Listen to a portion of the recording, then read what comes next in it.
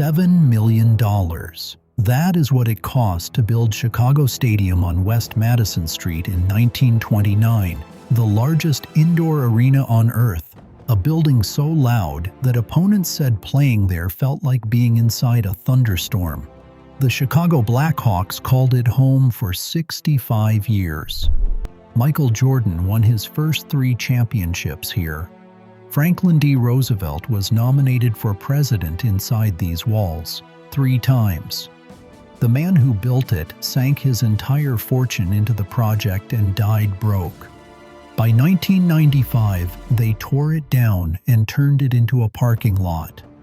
The Bulls and Blackhawks watched from the new arena across the street. This is not just a story about a stadium. It is a story about the loudest building in the history of American sports, what made it that way, and why Chicago let it go while the dynasty it housed was still winning. Before the Chicago Stadium was a concrete reality, it was an obsession for Paddy Harmon. Born on the near West Side, Harmon grew up selling newspapers on street corners before rising to prominence promoting boxing matches and operating the city's most popular dance halls. By the mid-1920s, he became convinced that professional ice hockey could thrive in Chicago. In the spring of 1926, the National Hockey League announced plans to expand into the United States.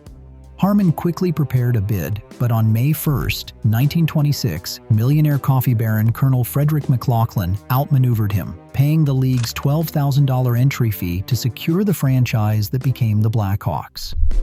Harmon lost the team, but he refused to abandon his vision. He decided to build an arena so grand the new team would have no choice but to play there. He acquired a full city block on West Madison Street, a mile west of the Loop.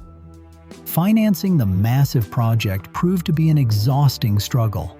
Harmon pledged $2.5 million of his own money, but repeated financial collapses pushed the project to the brink.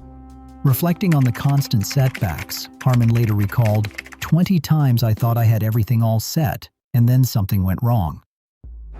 On July 2, 1928, workers finally broke ground at 1800 West Madison Street. In an astonishing feat of rapid engineering, crews completed the massive brick and concrete structure in just 6 months. The final cost reached $7 million, with Harmon personally committing $2.5 million. Designed by Hall, Lawrence, and Ratcliffe, the building drew neoclassical inspiration from the world's Columbian Exposition of 1893. Massive 266-foot steel trusses spanned the bowl, eliminating interior columns to guarantee unobstructed sightlines. With a capacity of 26,000, it opened as the largest indoor arena in the world, nearly double the size of Madison Square Garden.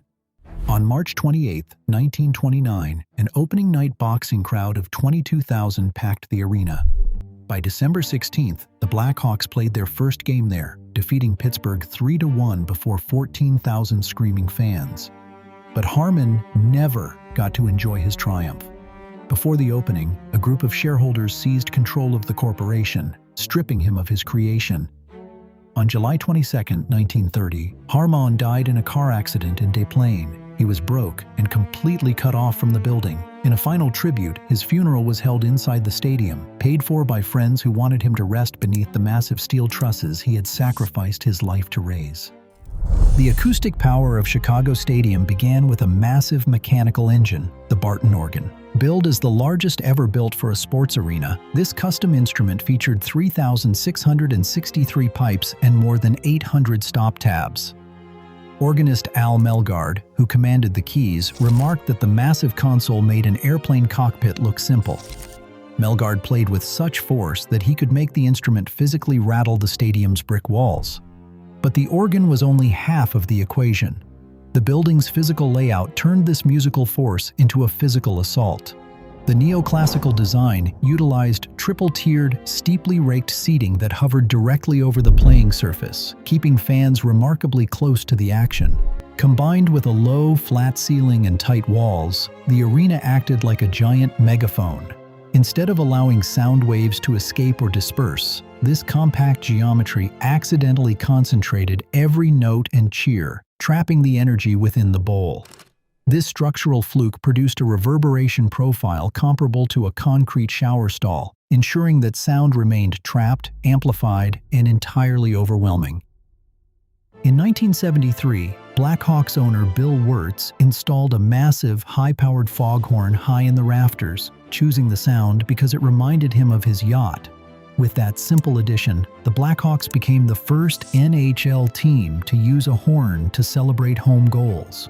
When this mechanical blast merged with the roar of the Barton organ and the screams of 20,000 fans, it created a wall of sound that physically rattled the players on the ice. This acoustic violence soon transformed into a legendary pre-game ritual. During the national anthem, instead of standing in silence, the crowd began cheering at a deafening pitch from the very first note. Singers struggled to hold their notes against the vibrating air of the bowl. The sheer volume of this collective screaming became so famous that the team recorded the sound and released it as a vinyl album. To visiting teams, the experience was deeply unsettling, cementing a nickname that defined the building's physical and psychological toll: the Madhouse on Madison. From 1929 onward, West Madison Street welcomed boxing, rodeos, tennis tournaments, and grueling six-day bicycle races. In December 1932, when a blizzard buried Wrigley Field, the NFL moved its championship game inside. The Chicago Bears defeated the Portsmouth Spartans 9-0 on an 80-yard field covered in sod over circus dirt, marking the only indoor title game until the modern domed era. The stadium also became a national political coliseum. Franklin D. Roosevelt accepted 3 history-defining Democratic presidential nominations here in 1932, 1940, and 1944. Alongside the Republican nominations of Herbert Hoover and Thomas Dewey, the building hosted 5 presidential conventions, echoing with the rhetoric that shaped mid-century America. But the arena was more than a political stage. In March 1933, more than 20,000 people packed the concrete bowl, while thousands more lined the streets outside. They gathered for the funeral of Mayor Anton Kermack, who was shot in an assassination attempt on Roosevelt. Under the massive steel trusses, the stadium was no longer an arena. It was the grieving heart of Chicago. The sports payoff inside the massive concrete bowl Paddy Harmon died to build arrived on April 12, 1934. That night, the Chicago Blackhawks defeated the Detroit Red Wings to capture their first Stanley Cup, securing a championship on the stadium's shortened 188-foot ice. Decades later, the concrete beneath that ice became the foundation for another historic run of dominance. Led by Michael Jordan, the Chicago Bulls transformed the loud, echoing bowl into the epicenter of the basketball world, claiming 3 consecutive NBA championships in 1991, 1992, and 1993. While the 1991 and 1993 titles were clinched on the road, the middle crown was won right here. On June 14, 1992, in Game 6 of the NBA Finals against the Portland Trail Blazers, the Bulls rallied from a 15-point fourth-quarter deficit. When the final buzzer sounded, the thunderous roar of over 18,000 fans shook the brick walls as Jordan leaped onto the scorer's table. For those 3 dominant years, the world of professional sports revolved around 1800 West Madison Street, a single address forever anchored to the peak of Chicago's golden era. On January 19, 1991, during the opening days of the Gulf War, Wayne Messmer stepped onto the ice to sing the national anthem before the NHL All-Star Game. The crowd met him with a shaking, deafening roar that vibrated through the concrete bowl, producing one of the most famous anthem performances in sports history. That collective passion carried through the stadium's final years, bridging the legacies of the Blackhawks and the Bulls. On September 9, 1994, Reverend Jesse Jackson organized a charity basketball game, serving as the final athletic event inside the arena. Michael Jordan, then in his first retirement, returned to the court he had made famous.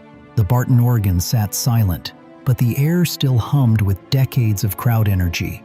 Jordan scored 52 points, giving the 18,000 fans in the steep tiers one last display of his dominance.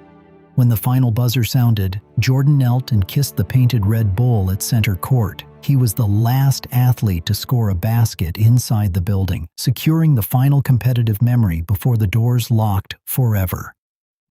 By the early 1990s, Chicago Stadium was 60 years old, and the business of professional sports was changing rapidly.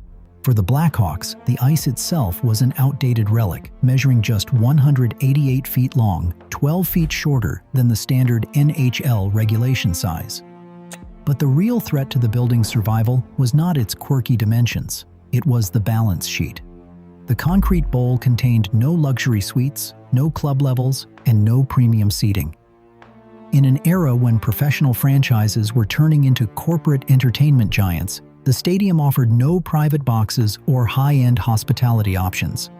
The compact design that kept fans hovering directly over the play also prevented ownership from capturing the modern revenue streams newer arenas were built around. Bulls owner Jerry Reinsdorf and Blackhawks owner Bill Wirtz agreed that a new building was an economic necessity. Rather than seeking public money, the owners formed a joint partnership to fund the replacement themselves. In April 1992, construction crews broke ground directly across West Madison Street. The new arena, named the United Center, cost approximately $175 million and was entirely privately financed. The physical end of Paddy Harmon's masterpiece was set in motion, driven by the cold math of modern sports business. For 2 years, the future loomed directly outside the windows. On game nights, fans walking the drafty concourses of Chicago Stadium could look out across Madison Street and watch the concrete and steel frame of the United Center slowly rising into the night sky. It was a bizarre, silent countdown, with the living history of the Madhouse playing out in the physical shadow of its successor. The end for hockey arrived on April 28, 1994. The Blackhawks took the ice for Game 6 of the playoffs against the Toronto Maple Leafs, fighting to keep their season alive. Instead, the game became a tense, suffocating battle that ended in a quiet 1-0 defeat. The final goal ever scored in Chicago Stadium did not trigger the famous yacht horn or Al Melgard's organ. It was scored by Toronto's Mike Gartner, silencing the 19,000 fans in the steep balconies and ending the Blackhawks' playoff run. On November 1, 1994, the United Center officially opened its doors, welcoming crowds into its sprawling, modern concourses. Across the street, Paddy Harmon's building stood completely dark, its doors locked and its windows black. For the first time in 65 years, the grand arena sat hollow, a silent giant watching the bright lights of a new era flicker from across the asphalt. In February 1995, the wrecking ball arrived at 1800 West Madison Street. Over the next 4 months, crews dismantled the brick and concrete structure, completing the teardown in May. The demolition became a national event, with CNN broadcasting the final moments live to a country watching the physical end of an era. On the sidewalks outside, generations of Blackhawks and Bulls fans stood in the cold, openly weeping as the wrecking ball struck the walls that had trapped the loudest roar in sports. Some pieces of the Madhouse escaped the landfill. Preservationists salvaged the Barton organ before the heavy machinery moved in, and Phil Maloof acquired the massive console, eventually installing it in his private Las Vegas residence. The painted Red Bull at the center of the basketball floor was carefully cut away and shipped to North Carolina, where it sits in Michael Jordan's private trophy room. 2 decorative stone friezes rescued from the exterior facade were relocated to West Roosevelt Road, where they still stand at St. Ignatius College Preparatory School. These scattered fragments are all that physically remain of the loudest building in the world. Directly across West Madison Street, the championships continued. The Chicago Bulls won 3 more NBA titles in the new arena in 1996, 1997, and 1998, completing a legendary run of 6 championships in 8 years, split across 2 buildings. But while the United Center delivered modern corporate utility, it could never reproduce the old acoustic character. The modern arena is highly functional, but the sound disperses into the cavernous rafters rather than rattling the bones of the spectators. Today, a bronze plaque on the north side of the United Center offers a quiet instruction. Chicago Stadium, from 1929 to 1994. Remember the roar. Yet if you walk across the street to find the birthplace of that roar, there is no museum, no visitor center, and no true memorial. The exact coordinates where Paddy Harmon risked his life savings, where Al Melgard vibrated the brickwork, and where Michael Jordan kissed the court is now flat, gray asphalt. It is a United Center parking lot, leaving only the sound of car doors slamming where the greatest crowd in Chicago history once made the earth shake. Today, modern arenas offer luxury, but they cannot replicate the soul of the Madhouse. We traded deafening, shared passion for quiet corporate suites, proving that progress always demands a sacrifice. Chicago lost more than a landmark. It lost the physical epicenter of its collective voice. The roar is gone, but the silence still reminds us of what we sacrificed. Share your memories of the Madhouse in the comments below.